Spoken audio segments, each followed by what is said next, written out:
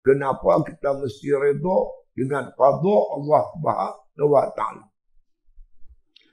Lebih dahulu kita kena faham apa itu qada. Kita wajib beriman qada dan qadar. Rukun iman yang ke-6 kan. Apa qada, apa qadar. Ikut susunnya qadar dulu baru qada.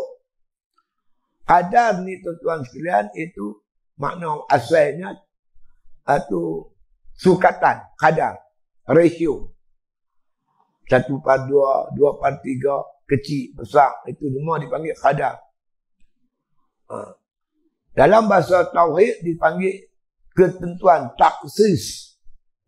Kita wajib beriman Allah Ta'ala ni bersifat dengan iradat. Kudrat, iradat. Apa makna iradat? Iradat ni maknanya taksis. Allah menentu ke atas hamba-hamba dia. Apa yang berlaku, Tuhan dah tentu pada azali. Termaktub di Lauhil Mahfuz. Macam kita kan, kita nak mati. Tuhan dah takdir siap dah, dah qadar dah. Bila-bila mati. Cara mati, di mana mati, waktu mati, semua dah ditentukan tu. Itu nama qadar. Ataupun taksis. Tuhan dah tentu siap dah. Pada azali. Dan takluknya tanjizi qadim. Pada azali dah. Lulus benda tu dah. Ditentu oleh Allah Ta'ala. Dan tak boleh diubah. Ketentuan kehidupan kita ni, Tuhan dah tentu siap. Tiba masa ketikanya berlaku.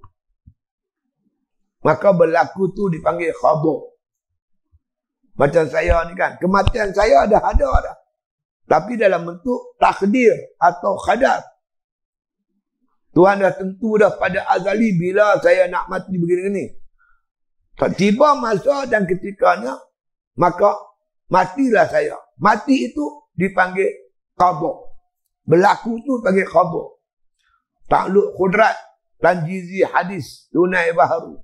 Tak boleh elak. Jadi apa yang berlaku pada kita ni, Tuhan dah tentu pada azali. Bila sampai masa ketikanya, innama amruhu iza arada syai'an an yaqula lahu kun fayakun. Bila Allah hendak benda tu berlaku, Allah kata kun tu berlaku. Muafakat, kudrat dan iradat tu muafakat. Bila muafakat, kita matilah. Kalau mati, matilah. Sakit-sakitlah. Senang-senanglah. Susah pun susahlah.